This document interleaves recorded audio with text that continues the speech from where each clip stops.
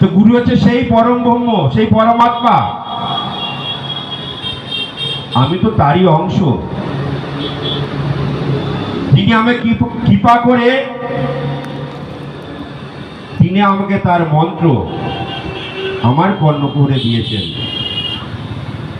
আমি কিন্তু পাইনি, আমার কিন্তু কোনো আমিত্ব নেই।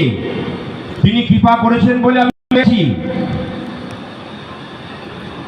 তা যিনি কৃপা করেছেন তার বাকি বাকি বাক্যকে আমরা কেন মান্যতা দেব না? এইটা আমাদের সকলকে ভাবতে হবে। এবং